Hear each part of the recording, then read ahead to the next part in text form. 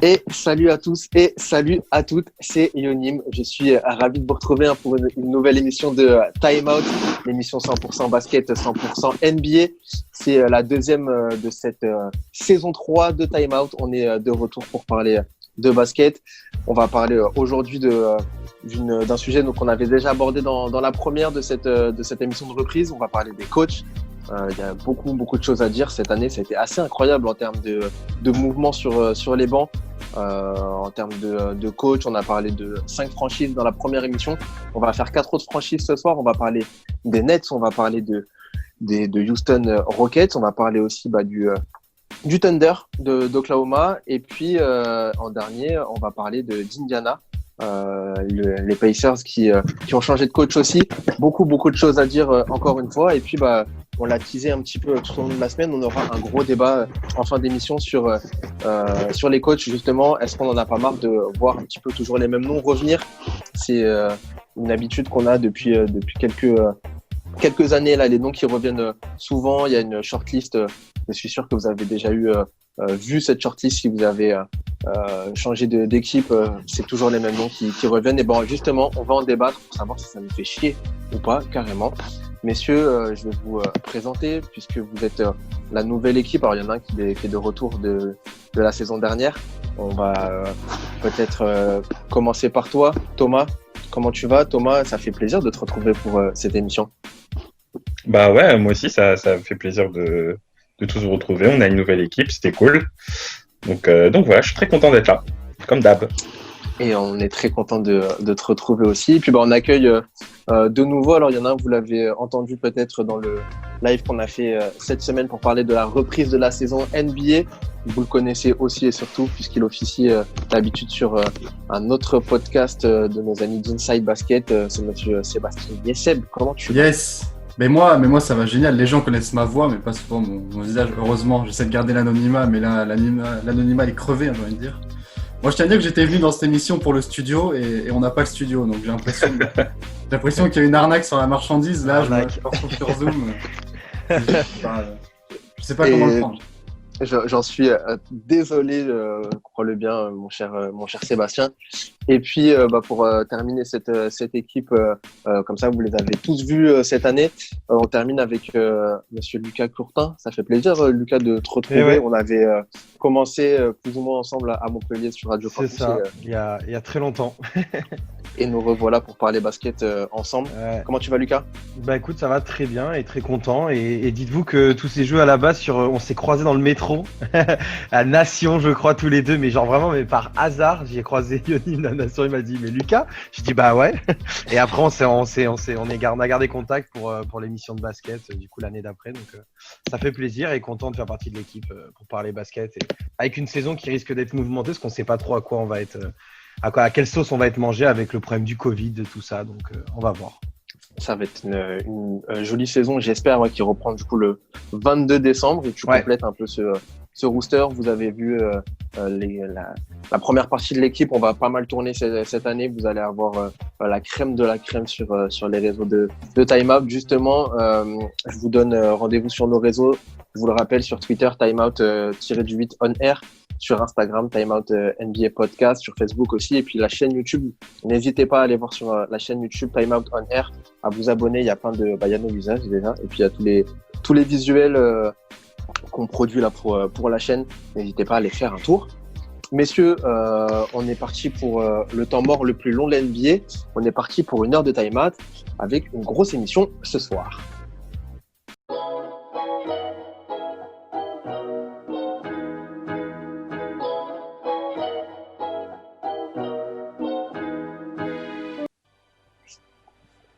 Et on débute tout de suite cette émission de Time Out avec, comme je vous le disais, la coach party, la valse des coachs. Là, c'est deuxième partie de la valse des coachs. On va commencer en parlant de Brooklyn, les Nets qui ont changé de coach cette saison, cet été, avec Steve Nash qui est arrivé, Jacques Vaughn qui est parti, qui a laissé sa place et qui est retourné en tant qu'assistant. On vous met là l'organigramme là sur YouTube, pardon. Vous verrez un petit peu l'organigramme là des Nets. Justement, on va parler de cet organigramme, il y a eu pas mal de choses dont on doit dire. Il y a Mike D'Antoni qui est arrivé sur les bancs de Brooklyn, cette fois-ci en tant qu'assistant. On a Amar Stoudemire qui est là aussi. Jacques Vaughn qui est retourné en tant qu'assistant. On a Ime Udoka qui est arrivé aussi des Sixers. Bref, du très très lourd, encore une fois, sur le terrain et sur le banc. Messieurs, comment ça va s'organiser du côté de Brooklyn avec ce Steve Nash qui est un ancien joueur, une légende peut-être, mais c'est sa première expérience en tant que coach. Comment ça va se passer toi, Thomas, comment tu le sens, toi, ces Nets, cette saison sur le banc notamment? Bah, moi, je le sens bien. Steve Nash en tant que coach, ça me plaît beaucoup, même si c'est sa première expérience. Je pense qu'il va potentiellement faire du bon travail. Ils ont une très bonne équipe. Ils vont être parmi les favoris au titre, je pense. En plus, le côté marketing, il est très très bien amené avec Amar Stoudemire, D'Antoni, etc. Et en plus, je pense qu'il va y avoir une très bonne relation entre tous ces gars-là, parce que faut pas oublier que Mike D'Antoni, c'était le coach des Suns quand Steve Nash a été élu 2 fois MVP. Et les Suns, ils jouaient super bien, c'était hyper agréable à jouer. Donc moi, je vois que l'avenir est radieux pour les Nets. Je sais pas ce que vous en pensez, vous, mais moi, je vois que du bien à tout ce qu'ils ont fait. Après, faudra pas, ça va être dur parce qu'il y aura quand même beaucoup d'attentes. Donc voilà, à voir si Nash aura les épaules pour ça. Seb, je te sens chaud déjà pour lancer ce débat Ah non, mais sur Brooklyn. en tout cas, je rejoins Thomas sur la communication et le marketing.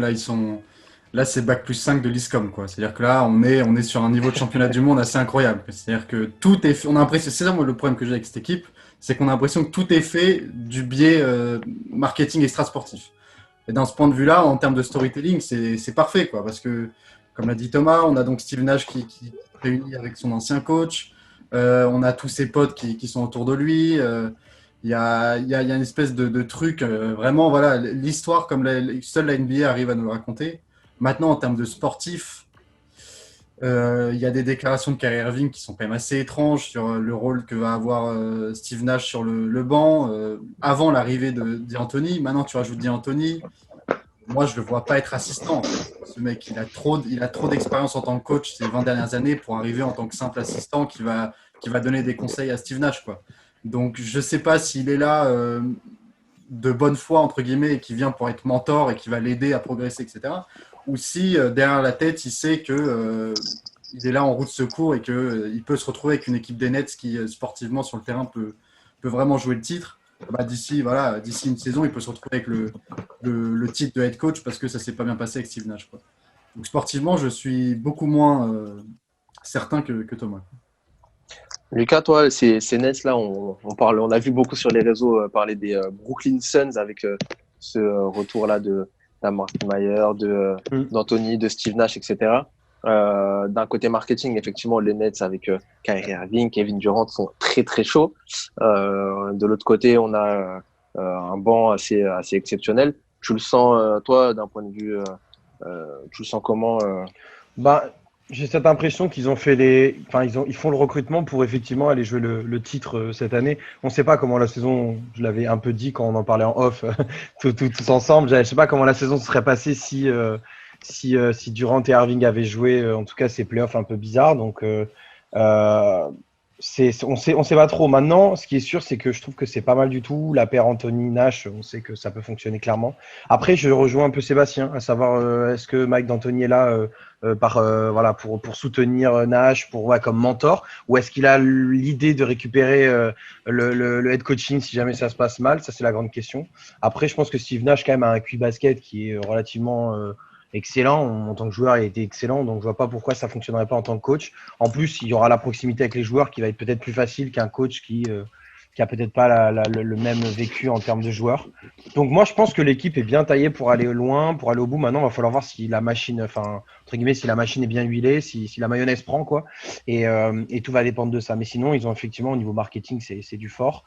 Et puis, ça reste quand même des bonnes têtes au bon poste. Donc, voilà, faut juste maintenant que tout se huile bien, un Kevin Durant chaud, un Kyrie Irving concentré, un bon 6 semaines roster qui tourne et normalement en route pour les playoffs et en route pour la win, enfin en tout cas pour aller chercher au moins les finales, quoi. Mais pour ce qui est de Steve Nash et de son QI basket, on en a vu quelques-uns, hein, des très grands joueurs arriver sur un banc et et être pas capable de faire un système, quoi. Je sais pas, j'ai du mal à me dire que Nash n'y arriverait pas, mais bon, c'est personnel. Je me dis, Nash, je le vois pas se rater en coach, mais pourquoi pas, hein, peut-être. Hein. Tu l'as Moi, dit, pareil. Seb, tu parlais de cette déclat de Kyrie Irving. Parlons-en justement comme d'habitude, Kyrie Irving qui est habitué à des petites phrases, Ouais. à des petites déclats qui peuvent être sujettes à interprétation. Là, il disait justement de Steve Nash qu'il ne le considérait pas comme un coach, mais plutôt comme un collaborateur. Je sais pas comment on peut appeler ça. Il disait voilà, Kyrie, je peux être coach. Kevin Durant peut être head coach aussi. Je pourrais en être un.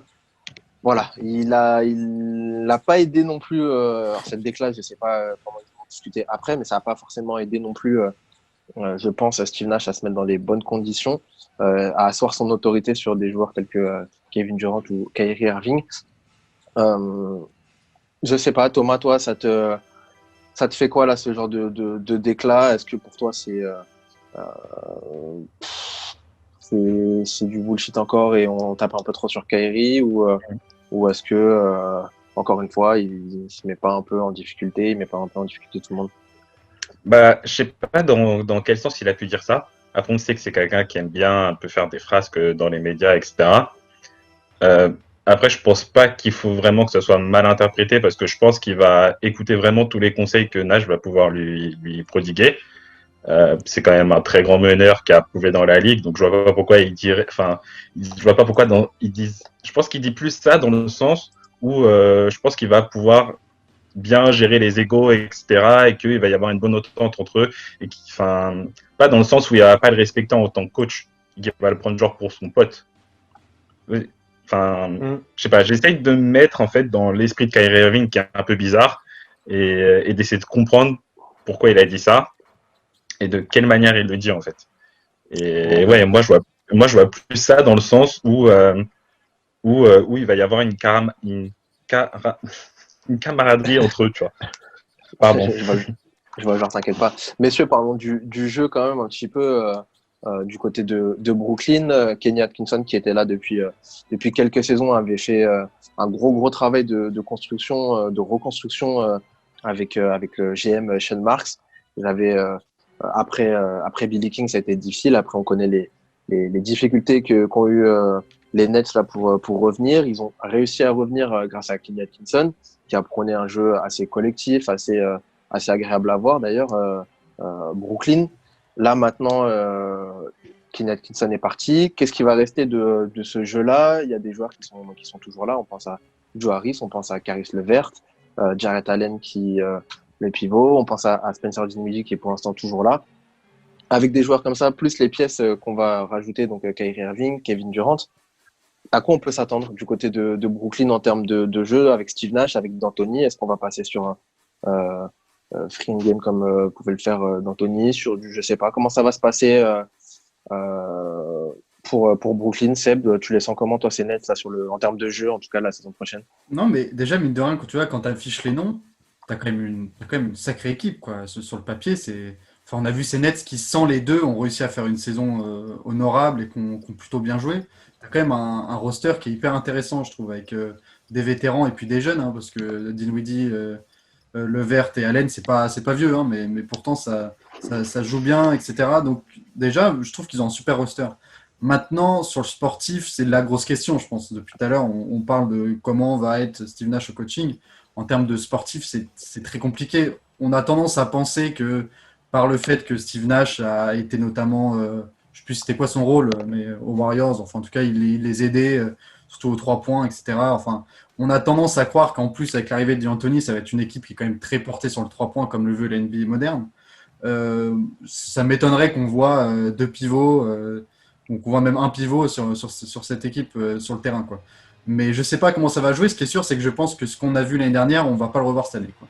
La grosse interrogation, ça reste Kevin Durant, parce que mine de rien, Kevin Durant, on ne sait pas dans quel état il va revenir. On parle quand même d'un type qui a 30 ans, qui s'est fait le talon d'Achille. C'est une des pires blessures que tu puisses avoir, surtout pour un mec de sa taille, de son gabarit. Personne n'en parle de ça finalement. C'est un peu étrange parce qu'il y a beaucoup de mecs qui sont jamais revenus d'une blessure du talon d'Achille. Bon, dans un poids totalement différent, mais quand on voit ce qu'il y a eu des Marcus Cousins, en 2 ans, c'était fini, quoi. Et aujourd'hui, C'est vrai on est quasiment fini. on Donc, l'occulte assez souvent, c'est vrai. Ouais. Durant, un mec qui est hyper mobile, qui s'appuie beaucoup, etc., pour jouer au poste, pour décaler.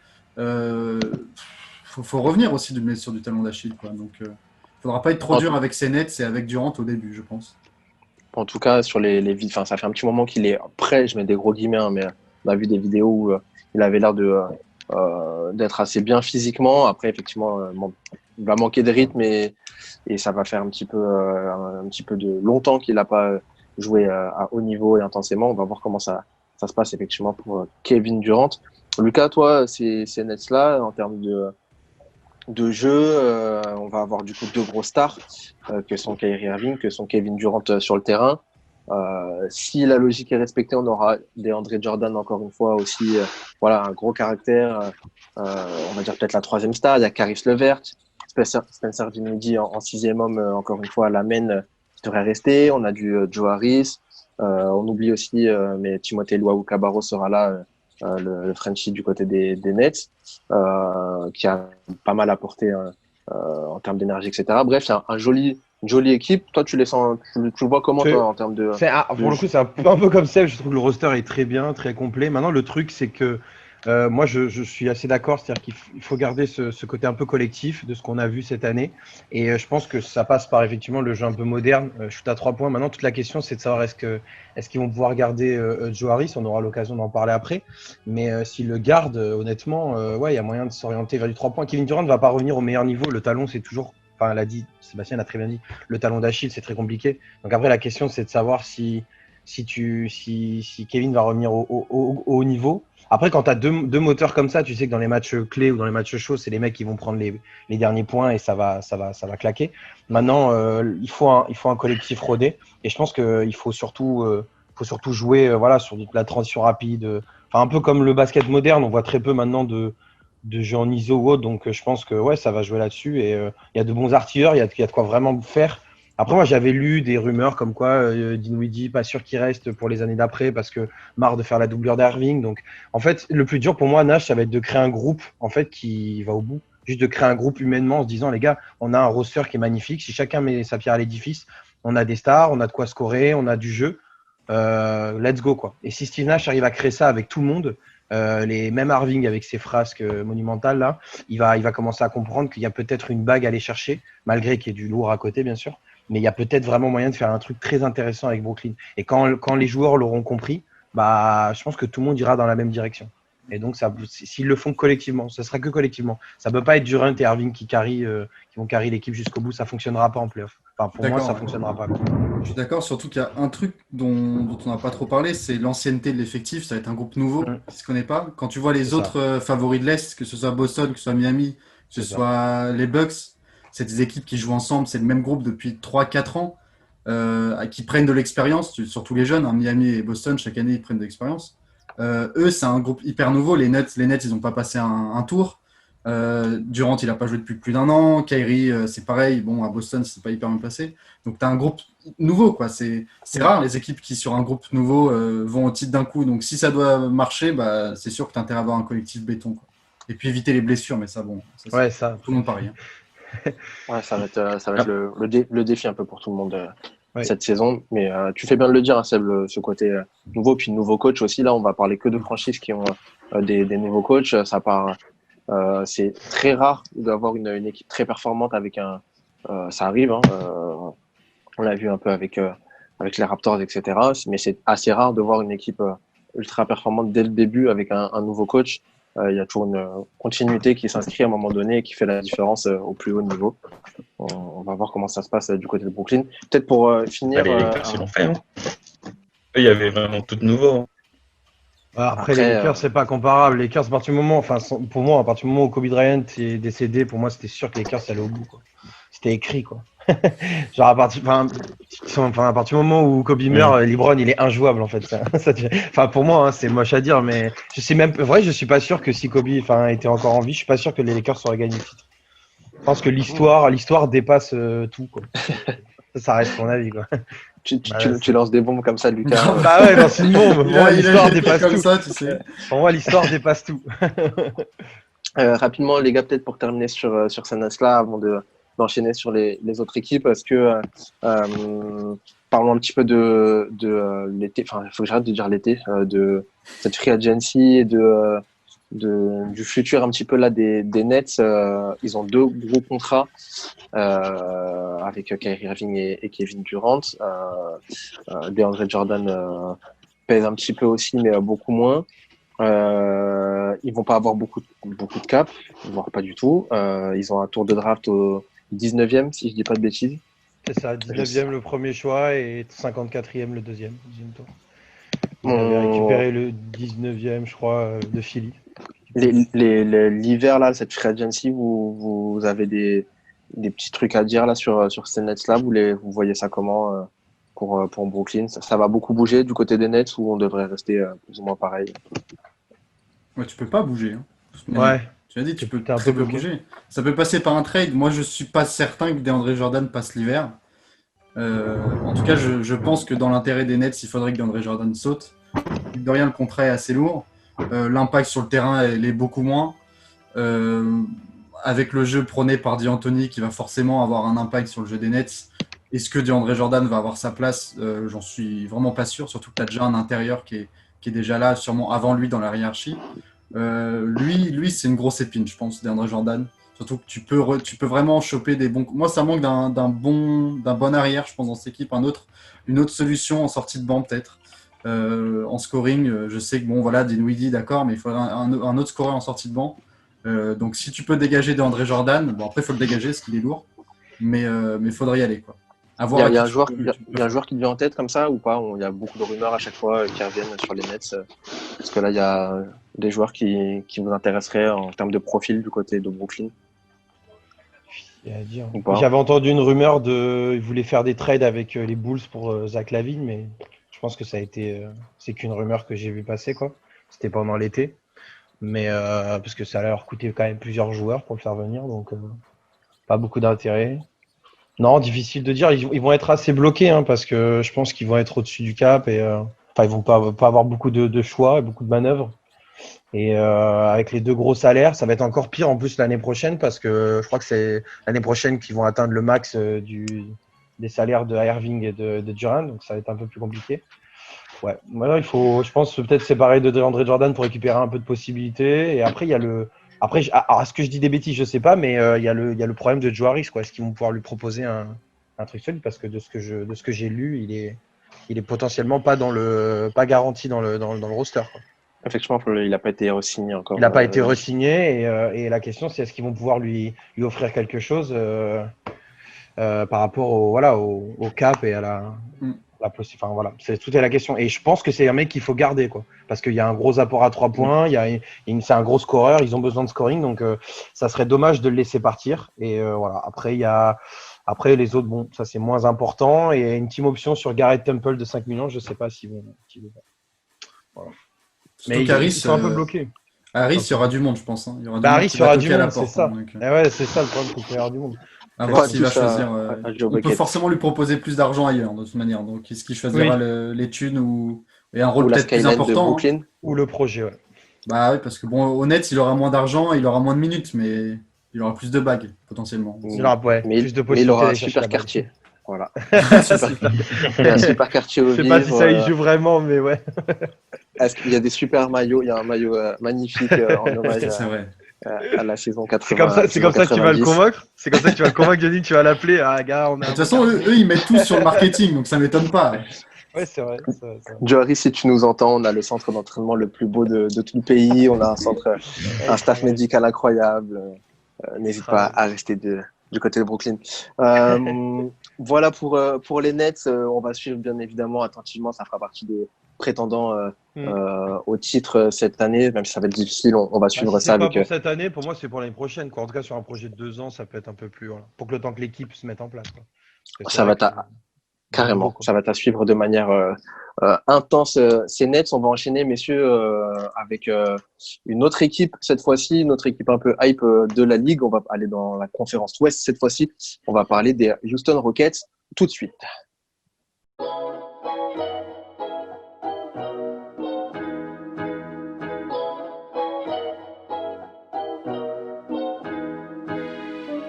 Et on continue cette émission avec les Rockets. Après avoir parlé des Nets, on enchaîne cette coaching party avec un nouveau coach qui débarque sur les bancs de la NBA. Cette fois-ci, c'est un assistant coach qui officie du côté de Dallas. On parle de Stephen Silas. Mike D'Antoni, donc on l'a dit, parti du côté de Brooklyn en tant qu'assistant, et un autre assistant, donc Stephen Silas, qui arrive du côté des Rockets. C'est un petit peu le flou du côté des Rockets. Le GM a été nommé un petit peu, Daryl Morey est parti lui aux Sixers cette fois-ci. Pas mal de mouvements. Mike D'Antoni qui est parti. Stephen Silas qui est arrivé un petit peu en catastrophe. Thomas, toi qui l'as connu du côté des Mavericks où il était assistant, qu'est-ce que tu peux nous dire de ce nouveau coach qu'on ne connaît pas, à part qu'il a une bonne bouille? Qu'est-ce que tu peux nous dire sur ce coach que le grand public ne connaît pas encore? Bah, à Dallas, donc, comme tu l'as bien dit, il était assistant. Il était en charge de l'attaque, surtout. Et force est de constater qu'il a extrêmement bien fait les choses, puisque Dallas a eu le meilleur defensive rating de l'histoire. Donc, c'était l'attaque la plus efficace de l'histoire de la NBA. Donc moi, je pense que c'est une très bonne pioche pour les Rockets, surtout que je vois quand même des similarités entre l'attaque qu'il a réussi à créer à Dallas, bien sûr avec Rick Carlisle, hein, qui est pas étranger à tout ça, mais je vois des similarités entre l'attaque qu'il a réussi à créer à Dallas et le style de jeu des Rockets. Et aussi, c'est bien parce que avec D'Antoni, c'était devenu très très stéréotypé, et lui, il va réussir à changer les choses, à apporter plus de mouvements de balle. Donc je pense que ce qu'on va voir des Rockets, ça va être un peu similaire à ce qu'on a vu de Dallas l'année dernière. Donc globalement, je pense que ça va bien jouer, et il va pouvoir s'appuyer sur des talents énormes qui sont Harden et Westbrook. Et voilà, à partir de là, pour créer une attaque, je pense que tu as ce qu'il faut, quoi. Après, il manque un grand. Lui-même, il a dit qu'ils allaient être moins prévisibles et que parfois, il allait avoir un grand qui allait couper vers le panier. Bon, ça, c'est logique parce que bon, ça reste le b.a.-ba du basket. Mais moi, je vois les choses bien pour Silas, et je pense que c'est une très bonne idée de l'avoir pris. Et au moment où ils avaient déjà décidé de prendre D'Antoni, lui, il était déjà parmi les candidats et parmi les derniers candidats pour être coach, mais bon, finalement, ils avaient pris Mike D'Antoni. Donc voilà, là, aujourd'hui, c'est fait. On va voir comment il se débrouille. Bien sûr aussi, pareil que Steve Nash, il va avoir de la pression parce que Raphaël Stone l'a dit, donc le nouveau GM, Raphaël Stone, il a dit que quand tu as Harden, tu vises forcément le titre. Donc les objectifs, là, ils sont clairs. Donc c'est un minima finale de conférence, je pense, pour les Rockets. Donc voilà. Messieurs, la question que j'ai envie de vous poser, on se l'est beaucoup débattu là pour préparer cette émission. Mike D'Antoni avait construit un effectif sur mesure pour lui, pour son jeu, le shooter à 3 points et cet ultra small ball, comme on l'a très rarement vu dans la NBA. C'est un effectif que D'Antoni s'était créé avec James Harden, avec Westbrook. D'Antoni est parti. Maintenant, comment un coach peut arriver après ça, et est-ce que c'est pas difficile d'arriver sur ce champ c'est-à-dire ce champ de patates, pas forcément, mais c'est un petit peu, l'effectif est un petit peu compliqué, surtout pour un premier emploi. Est-ce que ça va être gérable pour Silas ou pas, Seb, pour là, toi? c'est sûr que c'est pas un cadeau qu'ils lui ont fait. Bon, après, tu es obligé d'accepter, hein. Évidemment, on te propose un poste comme ça, tu acceptes évidemment. Maintenant, c'est sûr que c'est pas le poste le plus facile à prendre, quoi. Donc, ouais, il explique qu'il va falloir faire circuler le ballon, etc. Mais en attendant, quand tu es coach, tu peux dire ce que tu veux, hein. À la fin, le ballon, il est dans la main des joueurs. Et quant à Westbrook et Harden, moi, encore aujourd'hui, je ne vois pas comment tu peux faire circuler durablement le ballon quand tu as ces deux mecs sur le parquet. Ces deux mecs qui, quand même, ont une façon et une manière de jouer qui fait que tu dois conserver la gonfle, quoi. Et ce qu'on a vu cette année, c'est que quand les deux étaient ensemble, c'était limite mieux quand Westbrook n'était pas là, ou quand les quelques matchs qu'Harden a ratés, c'était limite mieux, c'était plus collectif, etc. Donc pour moi, le problème, il n'est pas du coaching. Pour une fois, je vais défendre Mike D'Antoni. Je ne pense pas qu'avec cet effectif-là, tu puisses gagner le titre, surtout à l'Ouest, en passant par l'Ouest. Donc je sais pas. Après, ouais, choper un intérieur, d'accord, mais qui tu chopes, avec quel argent, je sais pas. Moi, si je suis fan des Rockets, pourtant on les connaît les fans des Rockets, hein, mais fan des Rockets, je suis vraiment pas très très très heureux, je pense, et très confiant pour l'avenir, parce que à moins que ça saute, parce qu'on n'est pas à l'abri que ça saute, hein, à la draft, etc., et qu'il y en a un des deux qui saute, surtout Westbrook à mon avis. Je vois pas dans l'état actuel comment ça peut passer, même avec un nouveau coach et des soi-disant nouvelles idées, etc. Justement, Lucas, toi, Mm. là, on parle Seb parle justement de Harden, de Westbrook. Ça fait un petit moment qu'ils sont là. James Harden, sans trop vouloir le clasher, hein, mais il a un ego assez important, quand même, mine de rien. Là, il y a un nouveau coach qui va arriver. Est-ce qu'il va réussir est-ce que c'est possible de faire passer des idées à James Harden, des nouvelles idées? James Harden, on connaît son jeu, il joue très souvent sur ses points forts, aller provoquer des fautes, avoir beaucoup de fautes, enchaîner très vite à 3 points. Mettons que Silas ne veuille pas jouer là-dessus ou préfère jouer un peu plus collectif. Est-ce que pour toi, James Harden va le faire C'est la question. Bah, c'est la question. Et c'est toujours le problème avec Houston, en fait. C'est que déjà qu'à l'époque, quand il n'y avait pas Westbrook, c'était un peu le problème. C'est-à-dire que Harden joue 100% un peu tout sur lui, quoi. Et en gros, bah, quand il est chaud, bah, il détruit le match. Voilà, t'as rien à dire. Le gars claque 54 points et puis bon, bah, t'as perdu. Et puis le problème, c'est que quand t'arrives en playoff et qu'il y a 7 matchs, bon, bah, il peut pas être chaud pendant les 7. Donc c'est pour ça que Houston rate. Moi, ce que j'attends surtout, en fait, de Silas, peut-être, même si Mike D'Antoni a essayé, je pense, hein, je veux pas c'est d'essayer d'instaurer un peu la culture de la défense. Parce que le problème, c'est que cette équipe de Houston ne défend pas beaucoup, enfin très peu. Et au final, ça a toujours été le problème un peu de Houston et de Harden, c'est que Harden ne fait pas trop d'efforts défensifs. Donc s'il arrive à instaurer un collectif et de la défense, l'offensive, moi, ça me pose pas de problème. Houston n'a jamais de problème offensivement, il plante toujours beaucoup de points, ça shoot beaucoup. La question, c'est de savoir est-ce que les joueurs vont vouloir se ranger derrière lui en se disant bon, c'est bon, ça fait des années qu'on joue tout le temps. Que voilà, je prends tout le temps mes shoots, je fais ci. Est-ce que le projet collectif est pas plus intéressant? On voit que c'est les équipes qui jouent collectif qui réussissent. Miami jouait collectif cette année, ça leur a réussi. GS, quand ils ont été champions, ça leur a réussi. Alors à l'inverse, il y a des équipes qui le jouent un peu moins et qui ont explosé grâce à des grands joueurs. Mais moi, je pense qu'il faut vraiment. Ça va être le plus dur en fait. Il va arriver dans un espèce de nid où bah, tu as Harden qui a un ego monstrueux, tu as Westbrook aussi. Et il va falloir composer entre les deux et leur faire comprendre que un ballon, bah, ça se donne et c'est pas automatiquement un shoot, quoi. Et ça, malheureusement, j'ai l'impression que tu peux mettre tous les coachs du monde, tu n'y arriveras jamais, quoi. C'est deux joueurs qui ont trop faim de ballon et trop faim d'attaquer le cercle et voilà. Donc c'est un peu problématique pour lui. C'est pas un cadeau, mais bon, comme a dit Sébastien, tu ne peux pas refuser. Hein. Quand Houston tape à ta porte, c'est impossible. Je vois pas comment. Il y avait des rumeurs de départ d'Harden, à Philly, de Westbrook. Ouais. Est-ce que ça vous semble crédible ou pas, Thomas, Seb non. Bah, en tout cas, la rumeur Harden à Philly, déjà, c'est impossible. C'est impossible. Tu as une loi dans la NBA qui fait que tu peux pas, quand tu as un mec d'une équipe qui quitte, tu peux pas récupérer un joueur dans la première année, je crois. Dans tous les cas, c'est pas possible tout de suite. Et puis même en termes de salary cap et de vision de jeu, tu peux pas jouer avec Westbrook et Ben Simmons et je vois pas comment tu peux jouer avec Embiid et Westbrook non plus.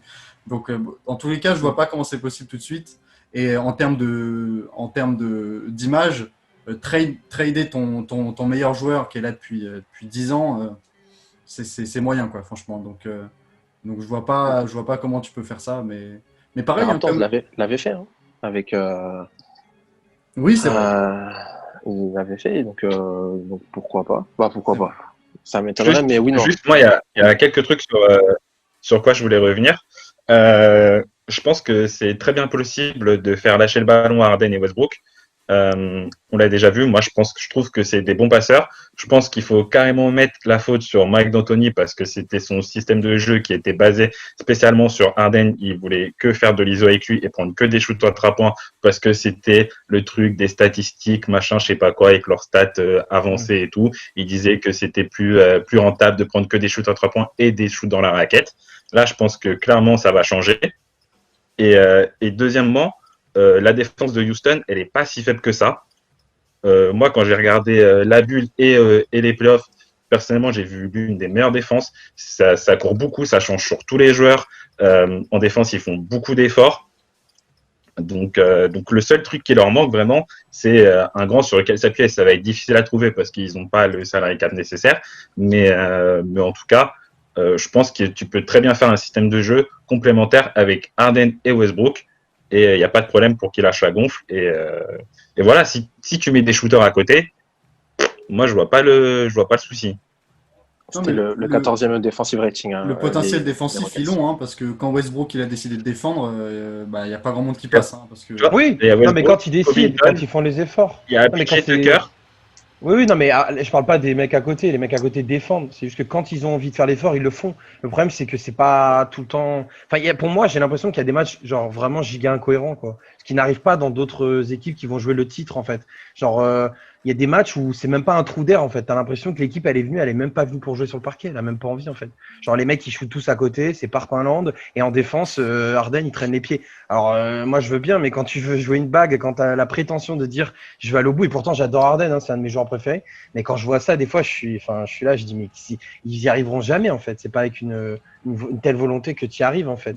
Genre, Non, il faut faire les efforts tout le temps, sur tous les matchs. Il faut être, et c'est ce qui manque, je trouve, à cette équipe. Peut-être l'état d'esprit. C'est l'inconsistance en fait. Voilà. Si là, il peut corriger quelque chose, c'est ça. Parce C'est que ça. cette inconsistance, ça vient aussi du jeu d'Anthony qui était très C'est vrai. one-dimensional. C'est-à-dire qu'ils avaient Voilà. une manière de gagner, Mm. comme Bud, exactement comme Bud. Finalement, les deux se rapprochent. Hein. Ils ont une manière de gagner, et si ça marche pas, bah, il n'y Ouais, a, c'est y a vrai. pas y a pas de plan B. Ouais. Avec, Mm, mm. avec D'Antoni, il n'y a pas de plan B, c'est comme ça depuis 15 ans. Et donc avec les Rockets, c'était ça. Donc si tu avais les fautes et si Harden était dans un bon soir, bon bah tu pouvais gagner et Harden n'avait pas besoin de défendre. Il pouvait même se passer d'un Westbrook qui était à la rue. Mais le problème, c'est que bah voilà, comme tu l'as dit, des fois Harden sur une série de playoffs, souvent en playoffs, bah, il y a Ouais. des gros trous d'air. Et le problème de ces équipes qui sont one-dimensional, c'est que dès que ton meilleur joueur, il est plus là, C'est et fini. bah, Ouais. c'est fini. Quoi. Surtout que, et c'est ça qui est dommage, c'est qu'en fait, j'ai l'impression qu'ils ont fait venir Westbrook en se disant, quand Harden va pas être dedans, il y aura Il va Westbrook. compenser. Ouais. En fait, ça marche pas comme ça. Ça marche pas comme ça. Ouais. C'est une ça, c'est une réflexion de Touquet, de mec derrière la manette qui veut C'est mettre ça. les 5 meilleurs joueurs. Quoi. Et dès qu'il y a un mec qui a l'icône glacée, bah, il donne le ballon à l'autre qui est en feu. Quoi. Mais dans la vraie vie, ça se passe pas comme ça. Donc, Ouais. donc, ouais. Messieurs, vite fait pour terminer sur ces Rockets, sur pareil, comme d'habitude, on fait un petit point sur la flexibilité, ce dont on peut attendre des Rockets sur cette fin d'année civile là. Thomas, est-ce que tu avais des petits trucs à nous dire? On sait qu'il y a 2 gros contrats avec Westbrook Ouais. et Harden, 41 millions les deux, qui plombent une bonne partie du salary cap. Comment ça va se passer pour eux? Bah, là, actuellement, ils ont 6 joueurs sous contrat. Donc, il y a Harden, Westbrook, House, Gordon, Covington et Tucker. Ces 6-là, ça représente environ genre 123 millions du cap.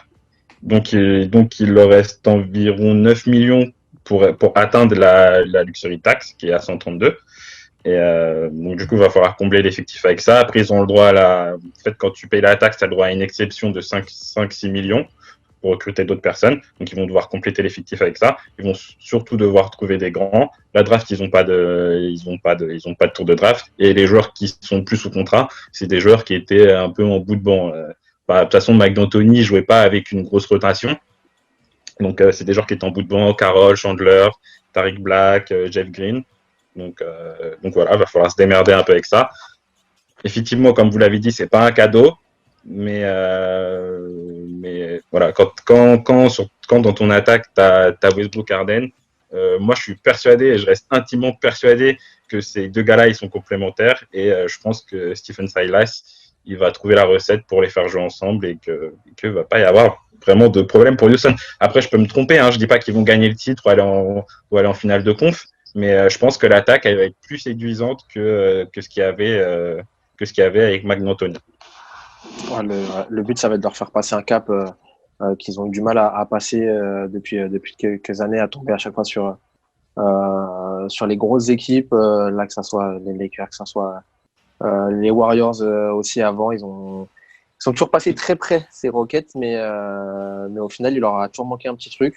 Espérons pour eux et pour tous leurs fans là que Stephen Silas arrive à leur faire passer c'est une sorte ce de cap. nouvelle tête, hein. C'est une sorte de nouvelle tête, donc c'est bien. Faut voir ce qu'il peut proposer de nouveau. C'est un peu le débat de notre mission, donc ça fait plaisir de voir en tout cas quelqu'un de nouveau. Et j'espère qu'il va proposer un jeu différent. Et si on peut avoir un Westbrook, un Harden et un Houston collectif, ça peut être vraiment intéressant. Ça, je suis d'accord, je rejoins Thomas là-dessus. Et puis lui, il a tout à gagner. Hein. Il a Ouais, tout à gagner. je pense Parce que là, c'est clair. il finit avec quelque chose de positif, pas forcément un titre, quoi. Mais s'il propose quelque chose d'intéressant, tu passes d'assistant coach à l'année prochaine à un coach qui gagne en pédigré immédiatement, quoi. Parce que Je pense qu'il y a eu beaucoup d'autres Ouais. coachs avant plus expérimentés qui ont été proposés à Houston. Et je pense qu'il y en a pas mal qui ont refusé parce que, voilà, comme on a dit, c'est pas facile. Donc, il a récupéré la patate chaude, mais s'il arrive à la transformer en purée mousseline, eh ben, il va gagner en CV. Moi, ouais, et il faut vraiment se rendre compte que, enfin, moi, je pense, et c'est mon avis, que vraiment ce qui a tué Houston, c'est leur délire avec Morey et Mike D'Antoni de jouer sur les stats avancées et le 3 points outrance et le shoot que dans la raquette, ça. Moi, je trouve que ça les a totalement tués. Il faut se rendre compte que Mike D'Antoni, les seules années où il a réussi, c'était à Phoenix, quoi. Donc, donc voilà, au bout d'un moment, faut Il arrêter. faut pas Tout être simplement. trop dur non plus, parce que comme disait Yonim, ils passent pas loin.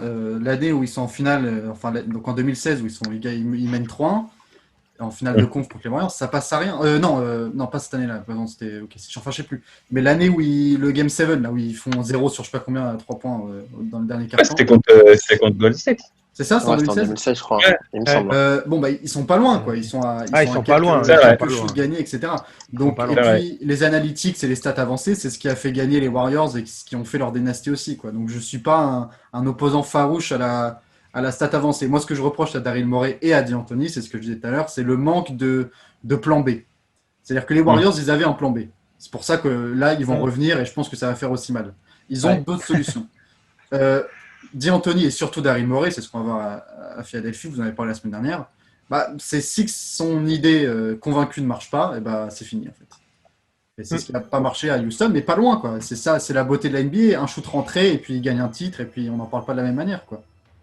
C'est vrai que coach, c'est un métier difficile. Lucas, tu parlais des coachs, des nouveaux coachs, des nouvelles têtes sur les bancs de la NBA. On va enchaîner tout de suite, messieurs, si vous voulez bien, avec un autre nouveau coach, une autre nouvelle tête sur les bancs. On va aller du côté d'Indianapolis. Cette fois-ci, on va parler des Pacers avec un coach d'origine suédoise. Je vais prendre quelques secondes le temps d'un court jingle pour m'entraîner à dire son nom de famille. Mais si on se retrouve tout de suite pour cette troisième partie de Time Out, tout de suite.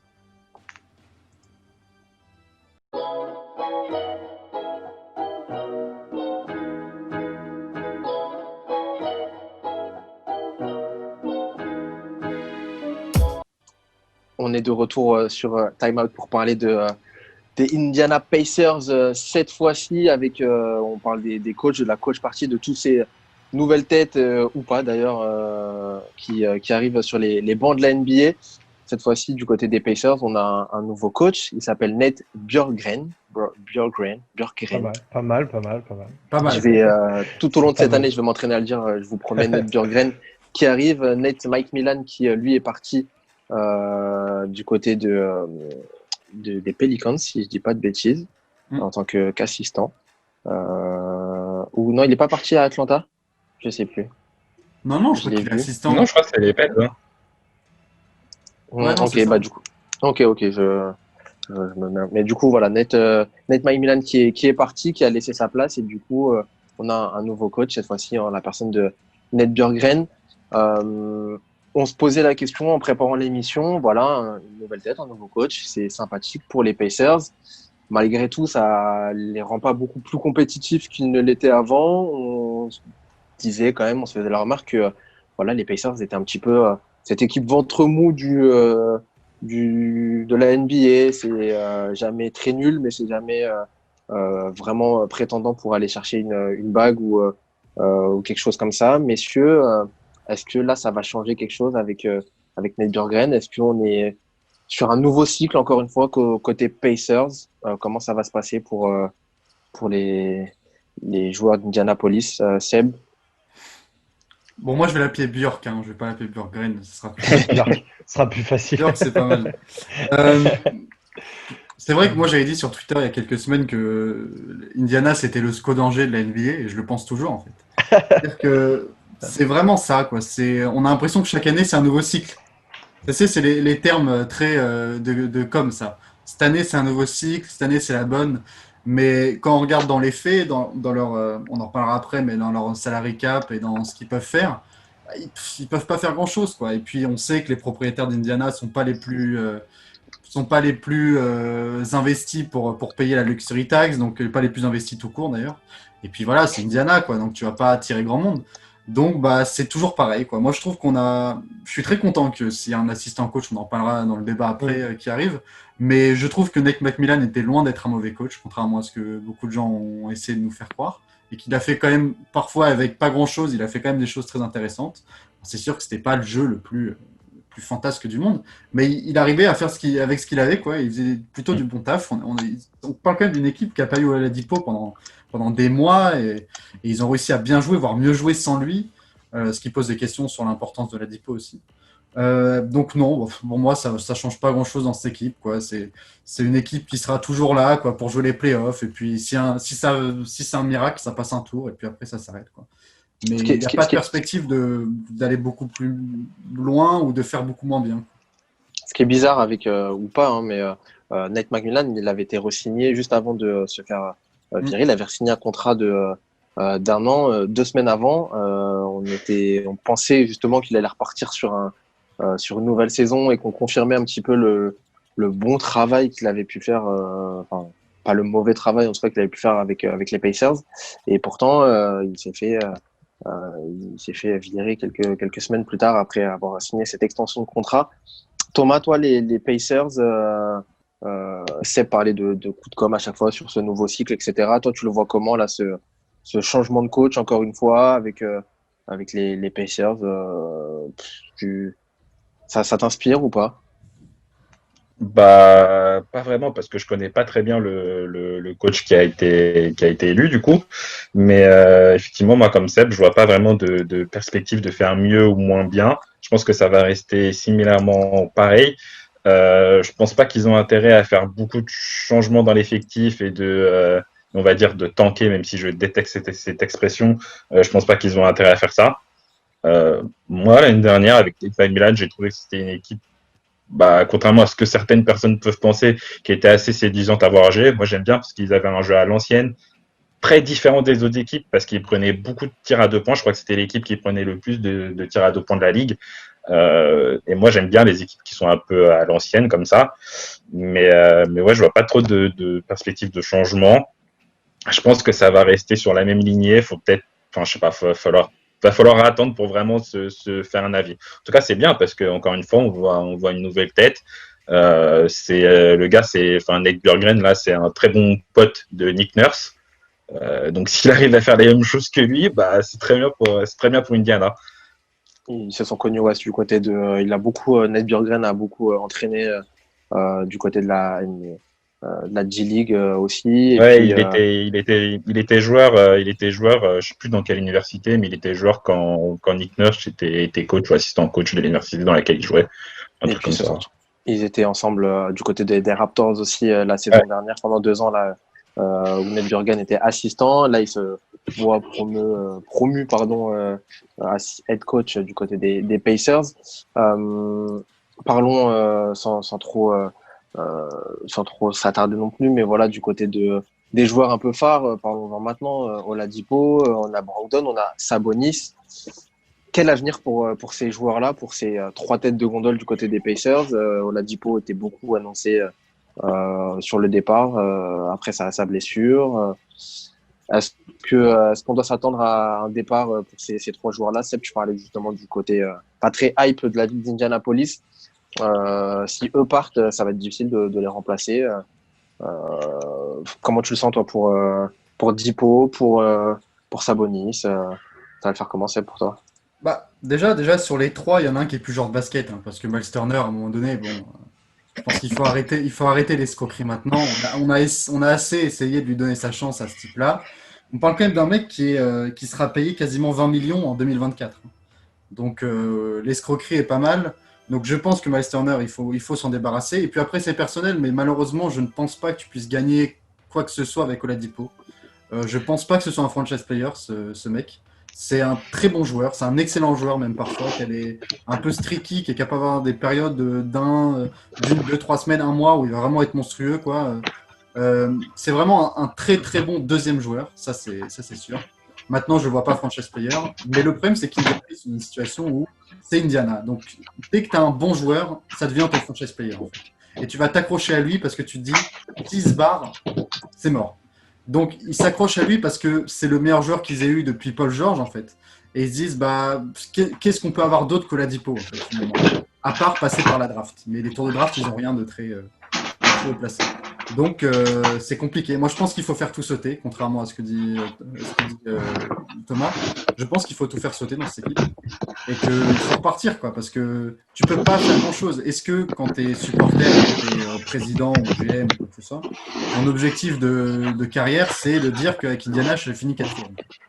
Moi, je pense pas. Je pense que le but de toute équipe, c'est quand même de gagner un jour ou d'être en position de gagner. Et je pense pas qu'avec cette équipe-là, qui est signé, Oladipo et comment il s'appelle, Miles Turner, ils sont signés jusqu'en 2023. Donc c'est compliqué. Brogdon aussi, Sabonis aussi. Il faut Brogdon aussi, c'est ça. Il faut faire quelque chose. Il faut bouger quelqu'un. Moi, je pense qu'il faut sauter Oladipo et quitte à avoir une ou deux saisons moins bien, quoi, et repartir par la draft, parce qu'encore une fois, le seul moyen, je pense, pour eux de choper une grosse star et de faire quelque chose, c'est par la draft, quoi.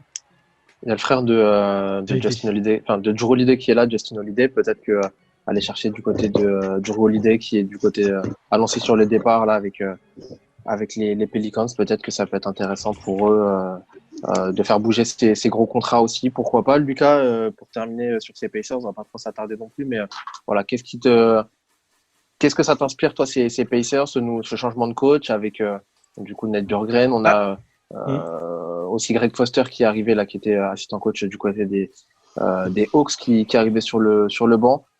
Voilà. Est-ce que Bjorkgren va pouvoir faire mieux que Macmillan? Ça, je ne sais pas, j'en doute. Je voudrais avoir la précision parce que moi, j'ai pas trop suivi. Pacers, c'est pas l'équipe que je suis là le plus, mais Oladipo, il a vraiment re-signé? Parce que moi, j'ai pas eu l'impression qu'il avait re-signé.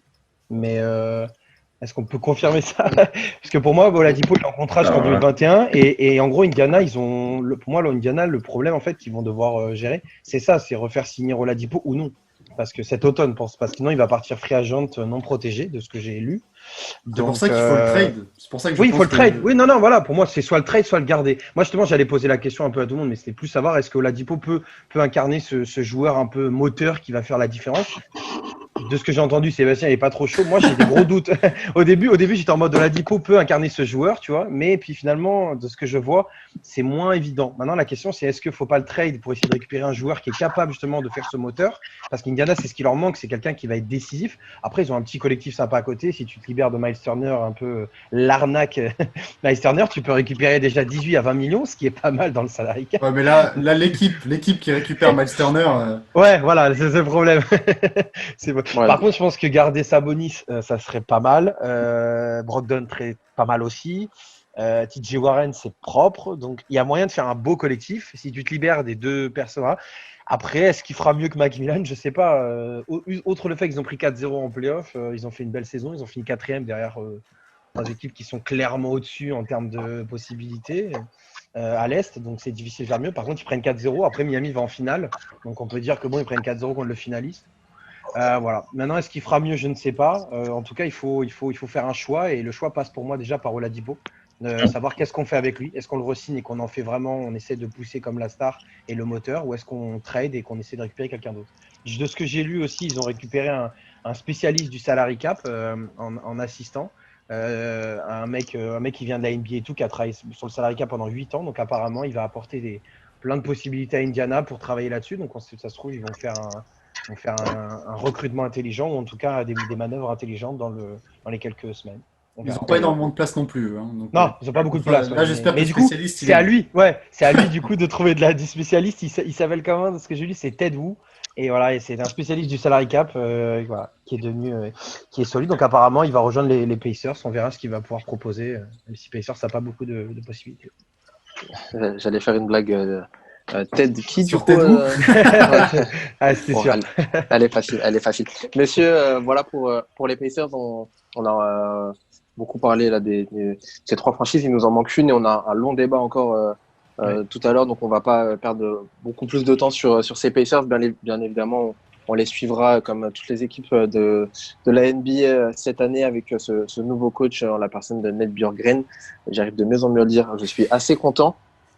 On va terminer ce tour des franchises qui ont changé de coach avec une franchise qui n'en a toujours pas, qui a vu son coach partir cet été après la bulle et qui, pour l'instant, n'a toujours pas de remplaçant. On va parler du Thunder d'Oklahoma City dans cette quatrième et avant-dernière partie de l'émission de ce soir sur Time Out. À de suite.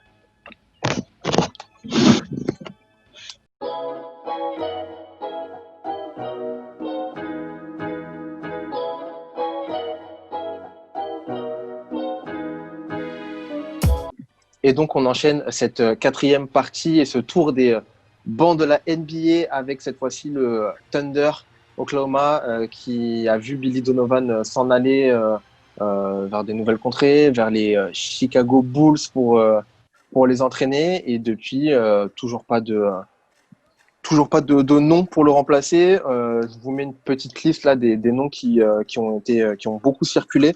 C'est que des assistants pour la plupart. On a Brian Keefe qui est assistant au Thunder pour l'instant. Will Hardy qui est assistant du côté des Spurs. On a Will Weaver qui est du côté des Sydney Kings cette fois-ci, qui a entraîné aussi du côté des Kings. Je sais plus où il était. Je vais vérifier. Il a été assistant de Brett Brown et Kenny Atkinson, mais je sais plus. Du côté des Spurs, si je dis pas de bêtises aussi, je crois. Charles Lee, en tout cas, du côté des Bucks, assistant coach là-bas. Et puis une solution interne, encore une fois, avec Marc Degno cette fois-ci. En tout cas, voilà, pas de nom ronflant du côté du Thunder. Il n'y a rien d'extraordinaire en tout cas sur le papier. Ils peuvent trouver des jolies solutions et pourquoi pas des belles surprises, mais en tout cas Sam Presti n'a pas annoncé de gros noms sur ces rumeurs-là. Messieurs, le Thunder, qu'est-ce qu'on peut attendre? Est-ce que la question que je me posais, c'est est-ce que après une jolie saison, ils ont terminé en play-off, ils ont fait une jolie bulle, ils ont fait une très belle saison, en tout cas, une bulle un peu plus tranquille, mais en tout cas, ils ont fait une très jolie saison. Est-ce que là, le Thunder est toujours compétitif avec ce départ de Billy Donovan et le fait de changer de coach comme ça? Il y a toujours Chris Paul qui est là, mais c'est à peu près tout, de ronflant, en tout cas, du côté du Thunder. Thomas, OKC, là, cette année, enfin l'année prochaine, à quoi on peut s'attendre un petit peu? Moi, je pense qu'on peut s'attendre à la même chose. Je pense qu'ils vont rester sur la même lignée. Personnellement, les coachs là que tu as cités, moi, je les connais pas trop. Dans ces cas-là, je pense que c'est mieux de garder une solution qui est interne, puisque le mec connaît mieux l'effectif, il sait quoi attendre des joueurs, comment jouent les joueurs, etc. Donc, il passe pas par un processus de découverte. Donc, c'est mieux d'avoir une solution interne. Ensuite, moi, je pense qu'il peut faire une bonne saison, pas un truc de dingue non plus, mais je pense qu'il peut faire une bonne saison. C'est une équipe qui a quand même quelques jeunes. Je pense notamment à Shai Gilgeous-Alexander. Donc ouais, moi je vois des bonnes choses. Hein. Ça va pas être pour maintenant, mais l'avenir est bien. Après, va falloir gérer les cas avec Chris Paul. Moi, je pense qu'il faudrait le garder parce que ça peut être une sorte de mentor. Donc voilà. 41 millions, Chris Paul. Pas vraiment de perspective d'amélioration non plus comme les Pacers. On le dit aussi, Danilo Gallinari qui est free agent et qui est très courtisé sur le marché des free agents carrément. Tout à l'heure, Seb, tu parlais de ce processus de nouveauté des équipes qui avaient un coach depuis longtemps, un effectif construit depuis longtemps. Là, un nouveau coach va arriver, il n'a toujours pas été nommé. La saison, on le sait, reprend très très vite avec cette reprise le 22 décembre. La draft et la free agency arrivent très vite. Il y a des équipes, je pense à Atlanta, je pense à Golden State par exemple, qui se sont entraînés là, qui ont refait des camps d'entraînement, des bulles, etc. Depuis très longtemps, qui se connaissent depuis très très longtemps. Là, le Thunder, ça va être express un petit peu là pour eux et pour le nouveau coach. On ne sait pas qui va arriver, mais ça va être express. Est-ce que ça va pas être trop express et trop difficile pour eux? Non, mais déjà, je trouve que c'est scandaleux cette équipe ait toujours pas de coach.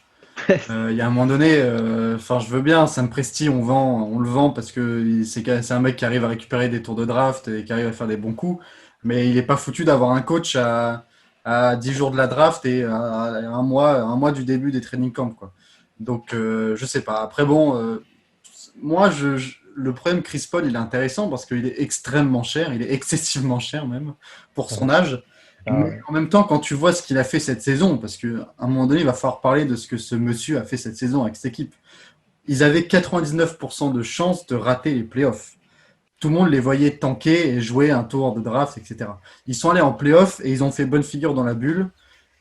Tout ça, je dirais pas que grâce à lui, mais en grande partie grâce à lui. Pour moi, le départ de Billy Donovan, il change franchement pas grand-chose. Parce que ce mec-là, c'est un patron naturel et technique et tactique sur le terrain. Ce qui fait que si on voit que des assistants dans les noms qui sont donnés, c'est pas pour rien. C'est pas, enfin voilà, on n'a pas parlé de Greg Popovich à OKC, tu vois. On parle d'assistants qui n'ont pas normalement un énorme impact sur le jeu et qui vont se baser sur les joueurs qu'ils ont autour d'eux, dont Chris Paul. Je dis pas que Chris Paul est entraîneur, hein, mais franchement pas loin, quoi. Est-ce que c'est pas le futur? Donc, bah, limite, quoi, j'ai envie de dire, Bah ouais. mais je pense qu'il faut le garder absolument parce que si lui il part, là pour le coup, tu joues rien. Tu joues même pas les playoffs, tu fais pas grand-chose. Déjà, j'ai très peur que la saison dernière ait été une espèce de mirage pour cette équipe qui va peut-être retomber un petit peu de son nuage et ce serait pas décevant en soi parce qu'ils ont tellement surperformé. Je sais pas, mais en tout cas, ce qui est sûr, c'est que ce qui est très inquiétant, c'est qu'une équipe NBA professionnelle et toujours pas de head coach à un mois de la reprise, ça pose quand même des questions, quoi. Chris Paul a 41 millions cette année. Il a une player option Ouais. à 44 millions l'année prochaine. Ça m'étonnerait qu'il Il va pas décliner. Hein. Non, C'est sûr. 44 millions. Quel âge il a, Chris Paul? Enfin, il a Ouais, plus de 35 ans. 35, ouais, c'est ça. Bref, 44 millions cette année, enfin 41 cette année et 35 ans, 44 ouais. l'année prochaine. Pour terminer, vite fait, Lucas, toi, justement, c'est parler de ce côté de ne pas avoir de coach là un mois. Ah ouais, c'est limite ouais, c'est un peu honteux quoi. Après, là-dessus, je rejoins Sébastien, je pense que comme Chris Paul est capable de faire de l'autogestion, ça panique pas trop du côté de Houston. Apparemment, des noms que tu as dit, de ce que j'ai lu, le favori, ça serait Le Thunder. du coup le fameux Will Weaver, le mec qui vient d'Australie. Apparemment, le club là-bas a donné feu vert pour qu'il aille aux États-Unis, mais il était en quarantaine à cause du Covid. Voilà, donc apparemment, ça pourrait peut-être être lui, mais on sait très bien que celui qui va principalement gérer l'équipe, c'est Chris Paul. Après, c'est le problème, c'est quel futur en fait pour les années d'après, parce que Chris Paul, c'est vrai, 41 millions, ça prend quand même une grosse place, alors que on pourrait avoir mieux, par exemple. Et enfin mieux, en tout cas de plusieurs profils. Moi, je pense que la structure, enfin en tout cas, les OKC peut s'appuyer sur un joueur. Moi, il y a un joueur que j'aime beaucoup dans cette équipe, c'est Dennis Schroeder.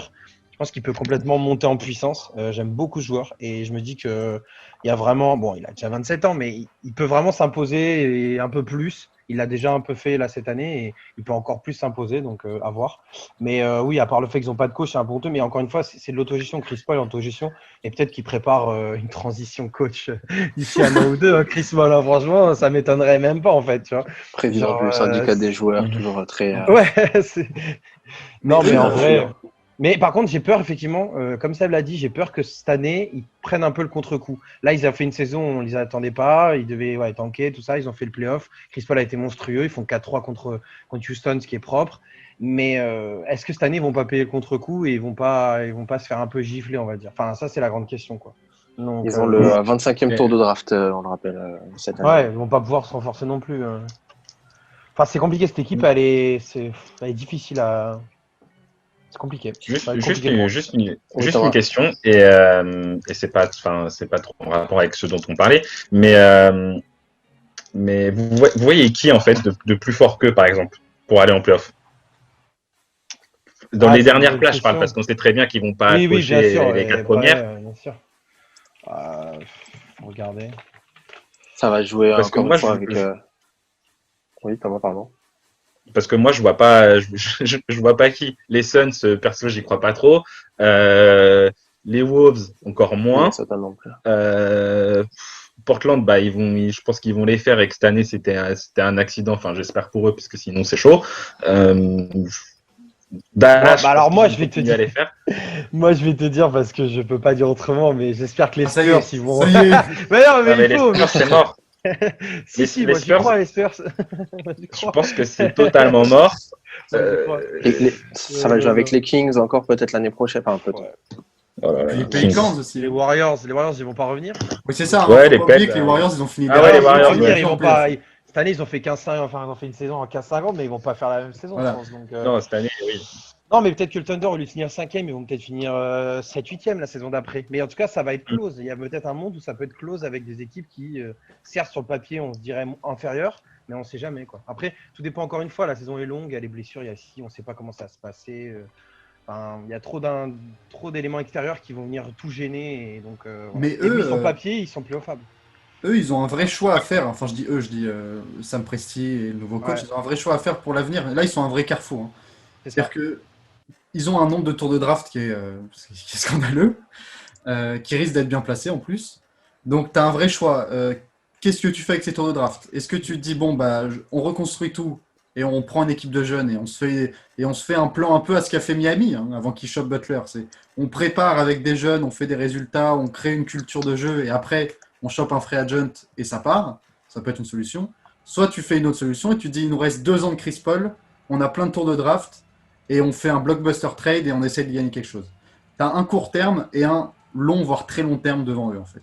Donc, à voir ce qu'ils vont faire, mais c'est intéressant comme situation. Surtout qu'OKC, ils ont, contrairement à Indiana dont on parlait avant, ils ont, même si c'est un petit marché, ils ont une culture beaucoup plus marquée qu'Indiana.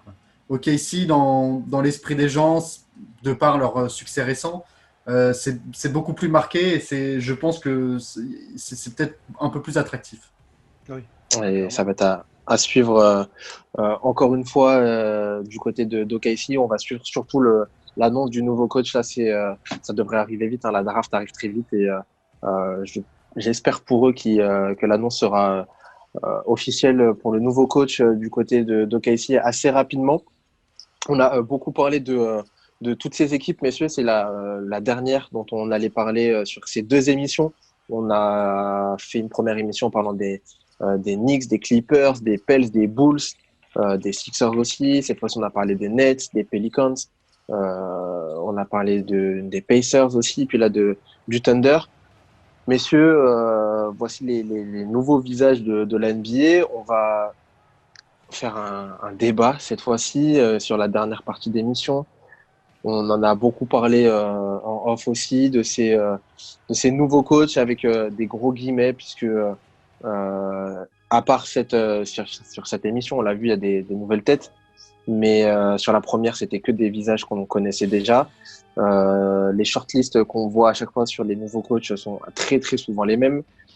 Mais si on va parler de cette prise de risque des franchises ou pas, et surtout on va se demander est-ce qu'on en a marre de voir les mêmes visages ou pas.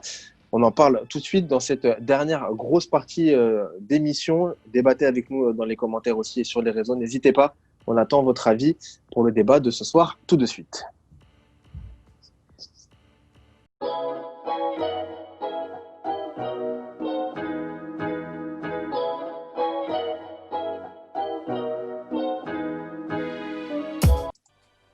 Et on est parti pour cette dernière partie d'émission, messieurs. Ces coachs qui ne changent pas. Je me suis un petit peu amusé sur les visuels. Voilà, j'étais en train de préparer tout ça. À faire une sorte de carte de carte des coachs, un petit peu. C'est un peu le menu qu'on nous ressort chaque année quand on arrive sur le marché des free agents et du changement de coach. On nous ressort un petit peu toujours la même carte sur ces dernières saisons. Est-ce qu'on n'en a pas un petit peu marre? Alors, je vous ai mis des noms qui reviennent très, très souvent. C'est sûr et certain. Vous ne pouvez pas mentir là-dessus. Si vous avez changé de coach cette saison, vous avez forcément eu l'un de ces noms dans votre shortlist à un moment donné.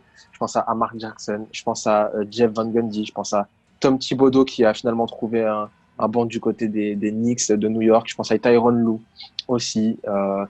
Voilà, tous ces coachs-là, même Stan Van Gundy qui lui aussi est parti du côté des Pels.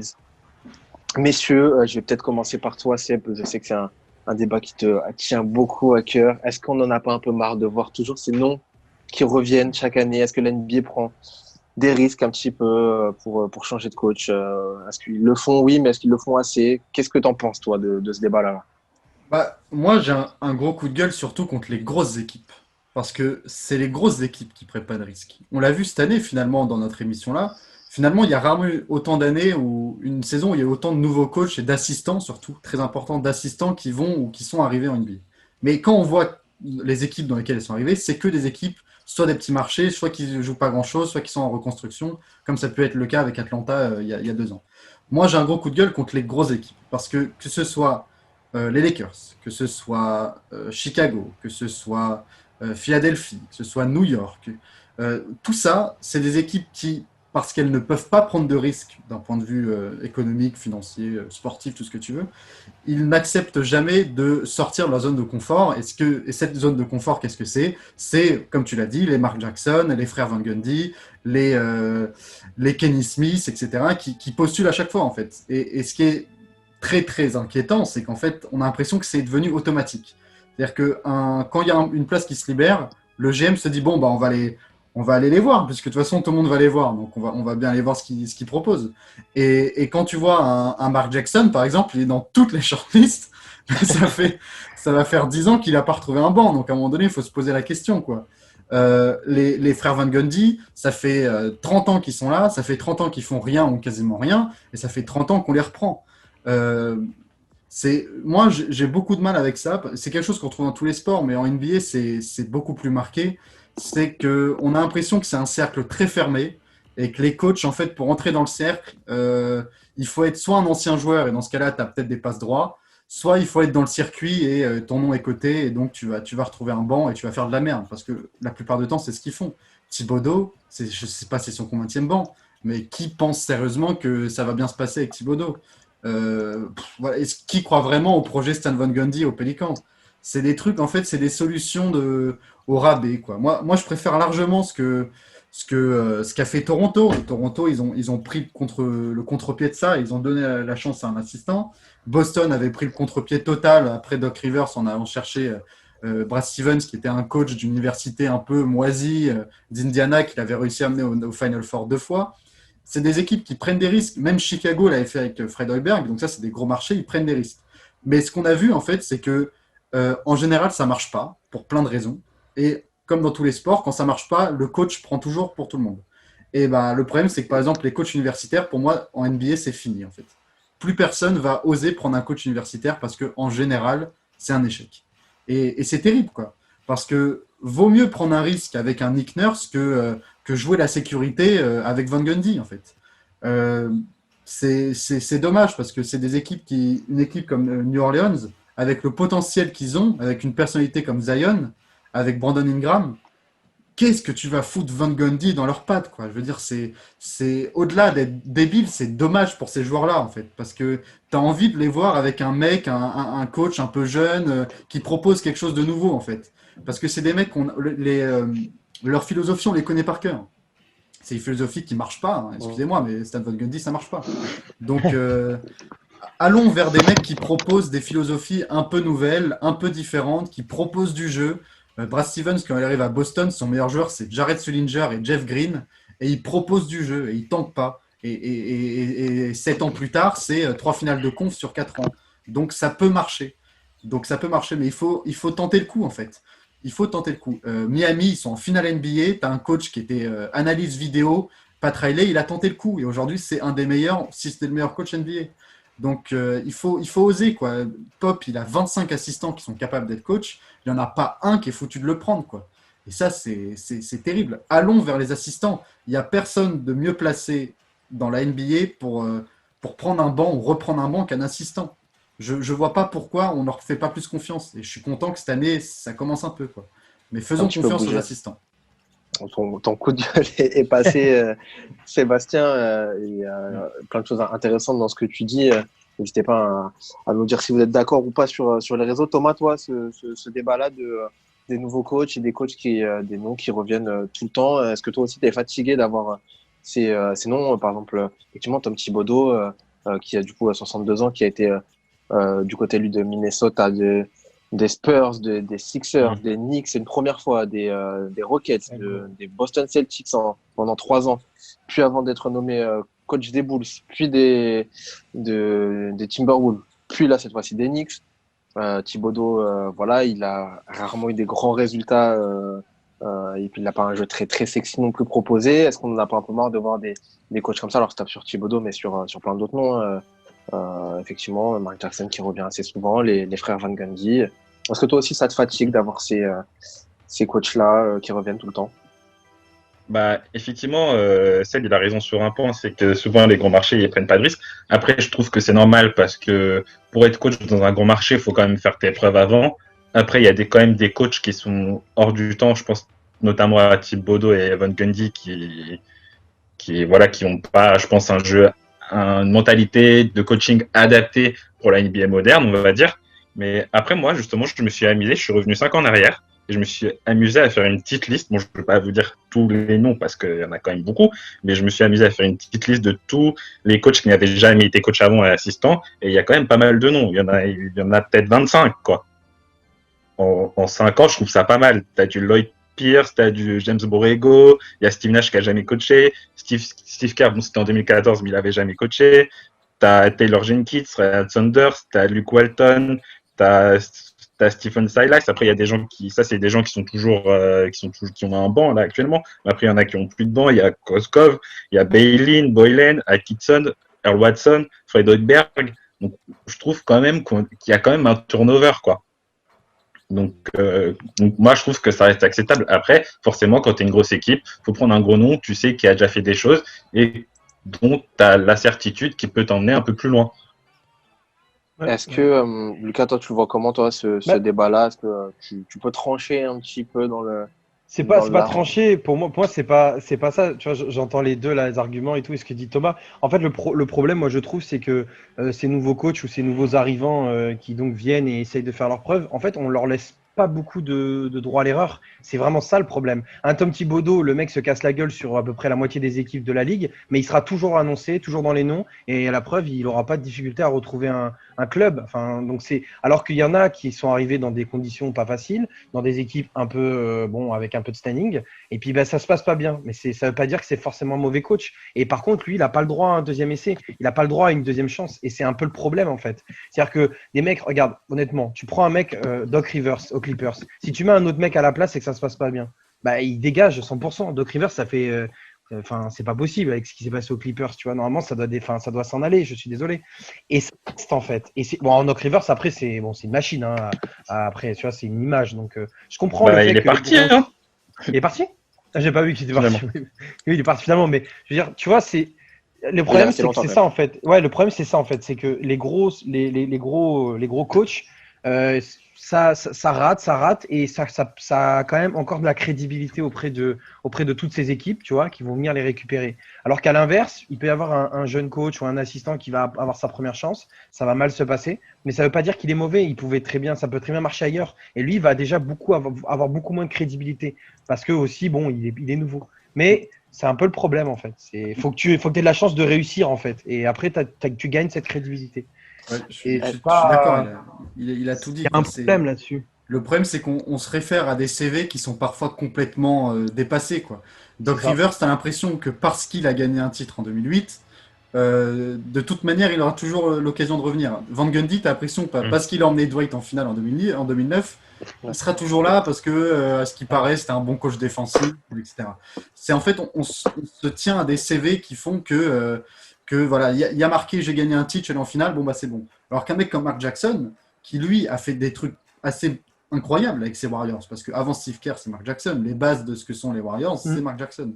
Et lui, pour le coup, qui est peut-être celui de la liste, qui a peut-être le pédigré, donc bon, bah il a pas de titre, mais qui a montré le plus de choses, lui, étrangement, il est dans la liste, mais il n'y va jamais. Donc c'est là où je comprends pas, c'est que Van Gundy, il a plein d'échecs, et on continue à l'appeler. Mark Jackson, il a essayé des choses, il a un pédigré, on le rappelle, mais on ne le prend pas. Et c'est ça que je ne comprends pas, en fait. C'est pourquoi on va préférer Van Gundy. Pour de la sécurité, Mais pourquoi prendre de la sécurité avec les Pelicans, quoi? Les Pelicans, ils sont pas au moment de leur carrière Ça où sert il à faut de rien. la sécurité. Ils sont au Ça moment de la sert à rien. carrière où il faut oser quelque chose, quoi. Bah ouais. Ça ose pas assez. Après, Ça ose pas assez. est-ce que prendre Mark Jackson en tant que coach, est-ce que c'est vraiment un risque? Est-ce que Bah, vous pas appelez tant ça que un ça. risque, vous? Non, c'est pas un Alors, risque. bah, en fait, Pas quelque chose de risqué. Donc après, franchement, on ne sait pas. Moi, je suis pas derrière. Il y a des pourparlers, etc. Peut-être qu'il a des prétentions salariales énormes que Stan Van Gundy n'a pas ou je sais pas quoi. Ah Mais ouais, ça j'estime aussi. pas que Mark Jackson, en tant que coach, c'est prendre un risque de le prendre. Parce que lui, contrairement aux autres, il a déjà prouvé quelque chose. Donc, moi, je bah, n'appelle pas ça un risque. Un risque, c'est prendre un assistant. Voilà, tu as donné l'exemple de Nick Nurse tout à l'heure. Ça, c'était un risque. Et c'était un très gros risque. justement, Mais Mark Jackson, pour moi, c'est pas un risque. est-ce que en parlant de risque, voilà, on a parlé des assistants coach, il y a à les taper aussi dans des coachs NCAA, même si c'est toujours ça c'est très risqué et ça marche quelquefois, mais voilà, aller taper dans des coachs NCAA qui ont une très longue expérience aussi, peut-être aller voir du côté des coachs européens, peut-être. Il y a une jolie culture aussi. On parle des joueurs. Mais il y a les coachs aussi qui peuvent venir en NBA. Et puis c'est un petit peu le débat aussi qu'on va pouvoir avoir sur ces prochaines années. Peut-être des femmes. Alors il y en a une qui revient souvent et Madame Becky Hammon qui est assistante du côté des Spurs. Est-ce que c'est peut-être pas la bonne période aussi pour elle là pour des franchises qui jouent plus grand chose ou qui vont changer de coach d'aller de lui donner sa chance pardon à Amon ou pas qu'est-ce que vous en pensez les gars? Ah, toute la question est de Bien. savoir pour quelle raison tu la prends. Si ta motivation principale de la prendre sur ton banc, c'est parce que c'est une femme, au-delà d'être dégueulasse, c'est un coup marketing un peu pourri, quoi. Qui marchera, hein, vu la société, mais qui est pourri. Maintenant, elle a l'air d'être hyper compétente et je suis sûr qu'elle trouvera un banc. Et c'est sûr que vu la période, elle en trouvera un, quoi. Mais par contre, sur les coachs européens et universitaires, ça, pour le coup, je pense que c'est quasiment en voie de disparition. Parce que, comme je disais, sur les coachs universitaires, c'est très très rare dans l'histoire de la NBA que ça marche, parce que c'est une transition qui n'est pas facile. Je ne sais pas si on peut appeler Billy Donovan un succès ou pas, mais voilà, on va dire que c'est un succès, un mi-succès. Aujourd'hui, à part Stevens, des coachs universitaires qui ont réussi la transition, il n'y en a plus beaucoup, voire pas du tout. Donc c'est ça, pour le coup, je pense que les gens vont avoir du risque. Et les coachs européens, j'en parle même pas, parce qu'on connaît les Américains avec leur réticence envers les joueurs européens. On l'a vu avec Doncic. Alors les coachs, j'en parle même pas. Les Suns, ils ont tenté le coup l'année dernière, enfin, il y a 2 ans, je sais plus, avec Koskov. Ça a été un échec. Est-ce que c'est à cause de lui, à cause des joueurs? C'est partagé. Donc je pense que le prochain coach européen, il n'est pas prêt d'arriver, pas prêt de faire ses valises, quoi. Mais bon, ça se comprend, quoi, les Américains. Et puis après, c'est normal, quoi. La FIBA et la NCAA, c'est vraiment 2 manières de jouer différentes, quoi. C'est pour ça que je préfère toujours un assistant à un ancien coach Bien européen. sûr. Au moins, un assistant, il est là, Ouais. il connaît les joueurs, il connaît le calendrier, il connaît comment ça fonctionne. Il est au plus près, quoi. Un assistant, Les il est là tout week-ends. le temps. Un coach, on l'a vu avec David Blatt, hein, David Blatt au Cavs. On se sentait, il n'était pas hyper serein, etc. C'est normal, quoi. C'est les mecs, c'est pas la même manière de jouer, quoi. Donc ça peut se Mm. comprendre. Mais à la limite, ça va. Ouais, puis parfois même les assistants sont, enfin limite c'est pas plus de boulot, mais en interne ils font bien plus que par moment que le head coach, donc sont les mieux à pouvoir récupérer le poste. Et pour Becky Hammon, moi je pense que ça pourrait être une bonne Mm. idée. Je sais pas quelle équipe va tenter le coup avec elle, mais moi j'espère parler. Bien sûr, comme elle dit, c'est pas pour les mauvaises raisons, hein, genre on a pris une femme, regardez, faites de la com autour de nous. Mais voilà, je pense qu'elle a vraiment de capacité. De toute façon, quand tu travailles avec Popovic, travailles Parce quand que même avec un monstre, donc tu travailles avec quelqu'un voilà, qui est très très bon, qui est un très bon entraîneur, un très bon coach. Donc il y a vraiment c'était censé moyen, je pense qu'elle est prête. Donc j'espère qu'il y en a c'était un censé être Ouais. un peu le futur là des Spurs normalement Oui, après Popovic, mais Popovic, ouais. on le voit que bon, il y a Tim Duncan Ouais, c'est ça, hein. Ouais, Tim Duncan, il qui, toque à la porte, donc qui toque à la porte très très fort avec ses grosses mains de Tim Duncan Et je et pense que si Tim là c'est Duncan, dur. il toque, t'es obligé d'ouvrir, quoi. Ouais, c'est ça, Si Tim Duncan, il demande le poste d'entraîneur, tu peux pas dire non, en fait. tu peux pas dire non, ouais, c'est dur. surtout du côté des Spurs Bah oui. effectivement. Ah, Euh, voilà messieurs, est-ce que vous avez encore Thomas peut-être des choses à rajouter sur ce débat-là? Bah non. Moi j'aimerais bien que Becky Hammon soit coach. Après, ça sera vraiment un très très gros risque de la prendre. Et je pense que si jamais elle est prise par une franchise, bah ce sera pas une franchise qui jouera vraiment quelque chose, quoi. Ça, c'est sûr. Bah, attends, Donc de chance. ce sera un crash test un peu. Allez, le Thunder, là, qui n'a pas de coach là, pour crash test. l'instant. Après, apparemment, elle aurait rencontré les Pacers. Après ce que j'ai vu passer cette info il y a quelques jours. Elle aurait rencontré les Pacers et elle a dit qu'elle était prête à entraîner. Donc voilà, hein, si elle se dit prête, elle se dit prête. On verra bien si un jour elle a sa chance, et j'espère. Après, ouais, on l'a dit, hein, mais souvent, ces jeunes mecs, ces jeunes coachs, on leur donne toujours des situations compliquées, quoi. C'est quand même rare qu'on donne en première Ouais. expérience à un coach une Ouais, équipe, c'est normal, hein. une Rolls-Royce, quoi. À part Steve Kerr, où ça a été, voilà, espèce d'alignement des planètes et il y est pour quelque chose. En général, c'est rare qu'un jeune coach arrive et tout de suite, il a une équipe 5 étoiles, quoi. Et moi, juste un dernier truc sur les anciens joueurs, on n'en a pas trop parlé. Ça aussi, il faudrait peut-être arrêter un peu hein, sur cette culture de les anciens joueurs, dès qu'ils veulent être entraîneurs, ils peuvent l'être, sous prétexte que parce qu'on a été un grand joueur, on peut être un grand entraîneur. Ça, je pense que dans la NBA, on l'a vu à 10 000 reprises que c'est pas le cas. Et des mecs qui ont des QI basket immenses comme Magic Johnson ou Isaiah Thomas ou Steve Jason Nash. Kidd. Steve Nash, on sait pas encore. Mais voilà, je pense qu'il y a quand même plus d'anciens joueurs qui ont raté leur reconversion que l'inverse, quoi. Donc, Ça peut être marrant à regarder, ça, justement, si vous vous ennuyez un petit peu Ah, sur le la nombre, planète. ouais. La quand planète je parle de basket. joueurs, je parle de gros joueurs, pas de mecs qui ont joué 3 ans avec les Mm. Nets dans les années 80, quoi. Donc, voilà. Non, mais ça peut être marrant à regarder si vous savez pas quoi faire là pendant cette intersaison là, avant la draft, regarder un petit peu de ce côté-là. Messieurs, on va conclure là-dessus et on a beaucoup parlé sur cette émission, sur cette deuxième. On a un peu explosé le compteur, mais ça fait toujours plaisir de parler basket en votre compagnie, messieurs. On se donne rendez-vous très vite, nous, pour une prochaine émission. Ça arrive assez rapidement parce que la draft est dans une dizaine de jours maintenant. C'est mercredi prochain. Donc ça arrive très très vite, la draft. La free agency qui va arriver après. Et puis, on l'a dit dans un petit live qu'on a organisé là récemment. Et puis, la reprise de la saison arrive très très vite aussi. Ça nous fait plaisir. Ça va nous donner de quoi parler basket assez rapidement du basket concret, voilà, avec des matchs à analyser, etc. Messieurs, merci beaucoup pour cette émission. Je vous donne rendez-vous très, très rapidement sur les réseaux. N'hésitez pas à réagir sur Twitter, sur Facebook, sur Insta, et puis à vous abonner à la chaîne YouTube. Les gars, bonne soirée à vous. Et puis à très vite sur les réseaux Time Out. Ciao. Ciao, ciao. Salut.